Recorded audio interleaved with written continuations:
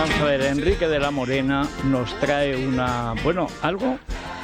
Yo recuerdo de niño que era una palabra que me fascinaba, el trigémino. Sí, pero es otro nervio. Ya. Os vamos a hablar de los dos. Va a hablar ella, yo no. Claro. Yo no sé nada. Pero yo pensaba que era algo como mágico.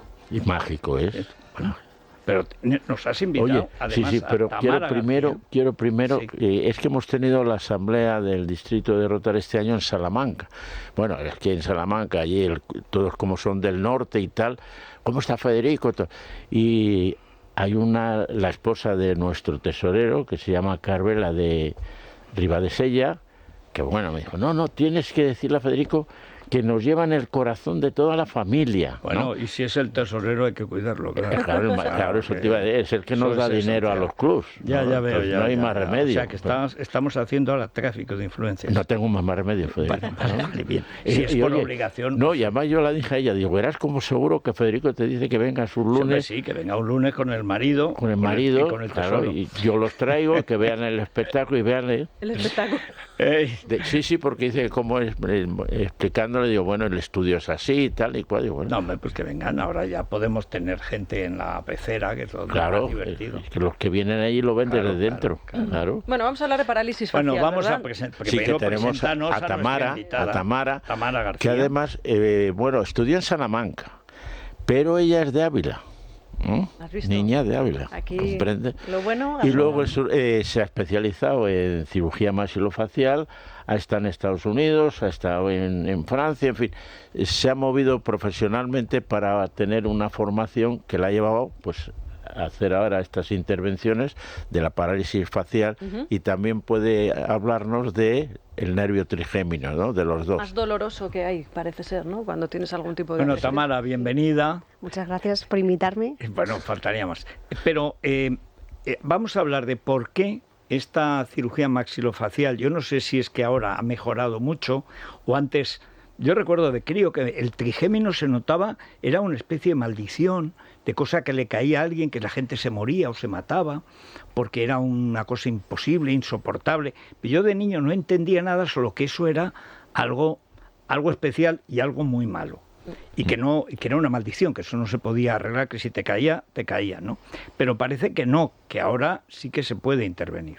Y el facial también, que se te deja que no puedes mover la boca. Claro, también. Sí. Y además que se encargan los maxilofaciales, no es una cuestión del neurólogo. El nervio trigémino es un nervio y el nervio facial es otro, ¿vale? Son los pares craneales. El nervio trigémino, que es lo que se llamaba antiguamente la neuralgia del trigémino, lo que produce cuando está alterado, digamos, es el dolor incapacitante, en muchas ocasiones, como vosotros decís, de un lado de la cara, ¿vale? Y luego, por otro lado, es el nervio facial, que es un nervio motor también, que lo que va a producir es movilidad en la cara. Y cuando se altera, lo que va a producir es una falta de movimiento de toda la cara. Parálisis total. Parálisis total. ¿Toda o de media cara? Generalmente de media cara. Que además asusta y piensas que es un ictus, porque es repentino. Exacto. Entonces son dos patologías, digamos, diferentes. Una cosa es el dolor producido por el nervio trigémino y otra cosa es la falta de movimiento producida por el nervio facial. Nosotros, sobre todo, vemos también neuralgias del trigémino que vienen con dolor. Es verdad que hoy día están mucho mejor controladas y generalmente ese tipo de dolor hay que hacer un screening diferencial con otro tipo de dolores faciales y nos llegan muchas veces por eso, pero lo derivamos generalmente al neurólogo y hoy día lo que es la neuralgia del trigémino a nivel de dolor se controla bastante bien, incluso por unidades del dolor. A diferencia de hace no tantos años, que era una cosa como una maldición, era como la epilepsia, que se consideraba el regalo de los dioses, pero al mismo tiempo era una maldición, ¿no? Una maldición que habías pecado. Pero que luego los que tenían epilepsia, bueno, Julio César, Alejandro Magno, eran grandes personas que tenían una maldición. O sea, esa se controla con medicación, me imagino. Con medicación y algunas técnicas quirúrgicas que no voy a entrar porque es verdad que tampoco las domino, que muchas veces incluso la unidad del dolor las lleva a cabo.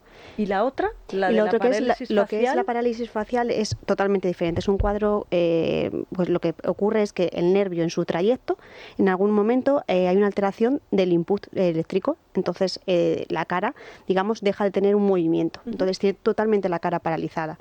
Eso generalmente o se puede recuperar, que en la mayoría de las veces se va a recuperar, pero en otras ocasiones no se recupera. Y ahí es un poco donde entramos nosotros a nivel de cirujanos.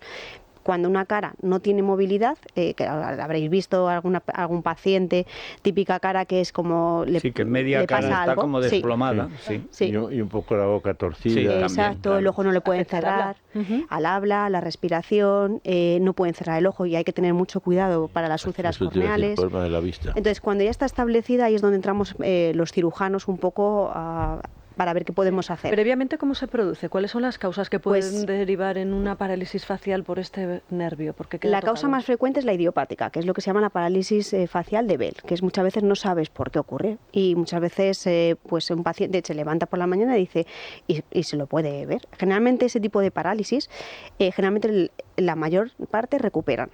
El problema es cuando no recuperan o cuando está producida por otras causas, por ejemplo, o por un tumor cerebral o de forma iatrogénica. Nosotros quirúrgicamente, al operar muchas veces en esa zona, una parótida o un oído, podemos generar una parálisis facial. Y va a parecer un poco lo de que te da un aire y se te paraliza la cara. Es que eso hubo es una lo que se época en la llama Sí, parálisis sí. facial a priori. Un parálisis, decía, te da un aire y te da un parálisis. Sí, Es sí. que, o el aire, la ventanilla abierta del Tienes toda coche. la Yo conozco razón. un caso de una Eso. persona que Y en el después coche, de ir en llevar el coche y decir, "Ay, mire, Esa es la que me da idiopática, que nunca se relaciona con virus, se relaciona con procesos inflamatorios y se llama a priori o de parálisis facial de Bell y muchas veces la causa es desconocida.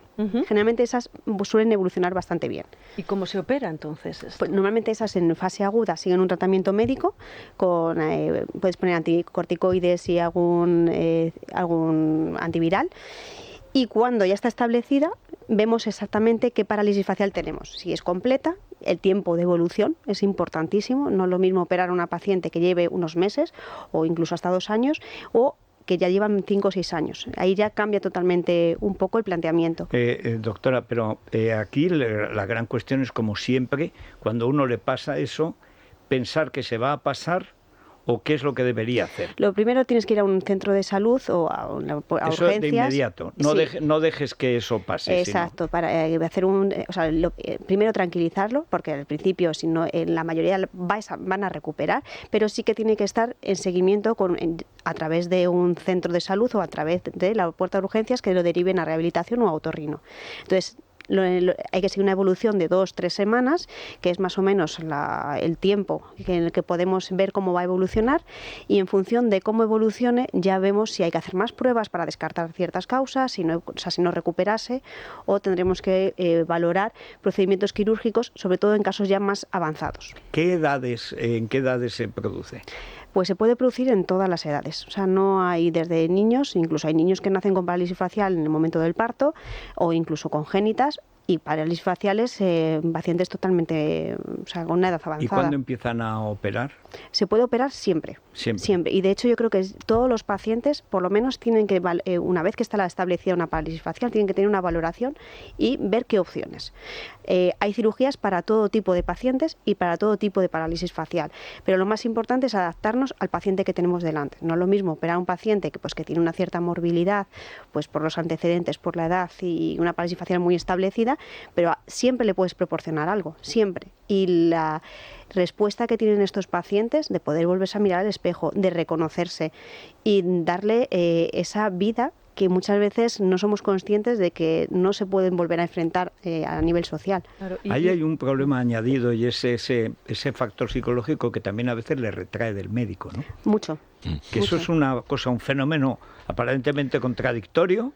No van al médico porque les da vergüenza ir al médico para que el médico les arregle lo que les da vergüenza. Es una cosa, y eso es muy común. Más que ir al médico porque le da vergüenza, es que muchas veces no han tenido una respuesta del médico de qué opciones pueden tener. Eso por un lado. Entonces ellos falta información. Ellos dan por hecho de que esa parálisis facial es de por vida y se tienen que acostumbrar a vivir con ese problema. Eso por un lado. Y luego por otro lado son personas que al final entienden que es una condición que les toca vivir, aceptan lo que tienen, pero en el fondo cuando tú les informas o les operas, ellos lo primero que te dicen es que me ha cambiado la vida. Porque al final no es una patología como puede ser un cáncer, que es algo que sí que tiene un estigma, pero en el fondo ellos sí que es algo que sí que realmente les afecta.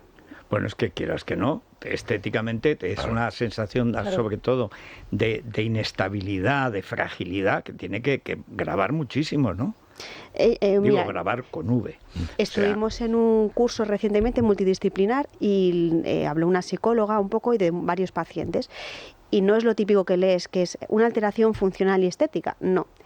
Puso pacientes y nos dijo un poco, nos hablaron un poco de las impresiones de los pacientes, les hacían preguntas y ellos respondían. Y lo que ellos decían es que sobre todo pasaban de ser anónimos, a que la gente se gire y digan el de la cara torcida. Es decir, Claro. Es algo que sí que impacta socialmente y sobre todo ellos, que por ejemplo haces una foto, no se vuelven a hacer una foto, Claro. o no quieren fotos, no quieren reconocer, o sea, Además la sonrisa se nota Bueno, y todavía también más. para activa, tratar con claro. la familia, con los cercanos, también eso te cambia. ¿Y cómo se Exacto. opera, doctora? pues mira, por ejemplo, si tú tienes una parálisis facial reciente y eres una paciente más o menos joven, lo que se pueden hacer se llaman técnicas dinámicas, que es digamos, la musculatura todavía no está funcionando, pero no funciona ese cable eléctrico. Entonces podemos usar nervios de la misma cara para estimular esa musculatura que todavía nos funciona. Si llevamos ya O sea, mucho que es como tiempo... si cargaran la batería, exacto, ¿no? esto es como un cable Sí, con sí, una sí. lámpara. Sí. Pues es lo mismo, para que funcione la lámpara ¿Hay alguna enchufamos. incisión? ¿Se La hace- incisión es la de tipo lifting, es una incisión justo por delante del oído y va un poquito por detrás, y con eso ya tenemos el abordaje, entonces no quedan secuelas, o sea, no quedan cicatrices muy antiestéticas. O, por ejemplo, si ya llevamos mucho tiempo con una parálisis facial y ya el músculo tampoco ha dejado de funcionar, podemos usar músculos de otras localizaciones, como por ejemplo de la pierna, y lo subimos a la cara con el nervio para enchufarlo, y digamos que así puedes recobrar un poquito de movilidad. No toda, no queda siempre perfecta la operación. Sí, cuanto más reciente sea la parálisis facial y cuanto más joven a lo mejor sea el paciente, las técnicas que podemos hacer son mejores y vamos a conseguir movimientos más simétricos con el lado contralateral. ¿Puede producirse por algún tipo de afectación a un diente? Porque tengamos una infección en una muela. No suele ser, no.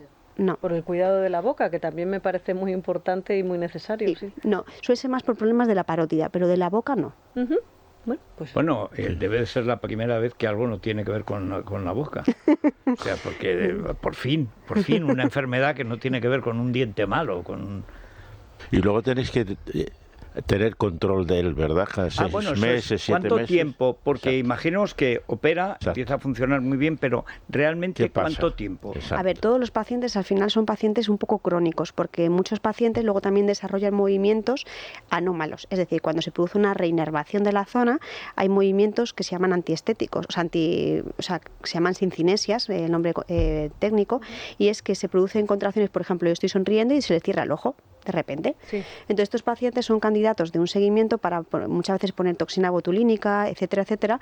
Digamos, para ayudar. Exacto. O sea, que la gran cuestión es mantener, digamos, el equilibrio, que nunca es perfecto. porque Nunca además es perfecto, pero sí que es verdad que suelen mejorar mucho. Bueno, y entonces cuando a usted le agradecen lo de me ha cambiado la vida, ¿qué se siente? Pues yo te digo que son pacientes súper agradecidos, muy, muy, muy agradecidos. Es como los pacientes de oncología nuestros, que le quitas media mandíbula y le estás poniendo un peroné y aún así son súper agradecidos. Porque son pacientes realmente que no dan por hecho que les vas a hacer algo, y cuando lo consiguen, realmente Bueno, lo es que se es un siente milagro la cirugía en España, las cosas que está consiguiendo. Es que lo que acaba de decir, que le pone un peroné en la mandíbula. Sí, claro. El hueso. Sí, el hueso. No, ya me imagino, pero... Sí. Es que todo lo que afecta a la cara, además. Y muchas influye veces especialmente. te cogen músculos del trasero. Ujú. Sí, que ahí se nota menos luego, Exacto. claro. Sí, sí. Pero, ¿cuánto ha cambiado? Esta pregunta siempre la hacemos. ¿Cómo ha cambiado en su experiencia? Porque usted es muy joven. Pero Pues mira, ¿cómo cuando- ha cambiado la técnica? Mucho. A ver, Y está cambiando. Todas las cirugías a nivel de... te hablo de maxilo porque es un poco lo que yo más conozco, pero todo es como más precisión, y como antes de ir a un quirófano la planificación es fundamental. ¿Por qué? Porque antiguamente, lo primero, el material quirúrgico no existían placas y tornillos, existían alambres. Entonces, si tú subías un hueso o hacías una fractura, lo fijabas con un alambre.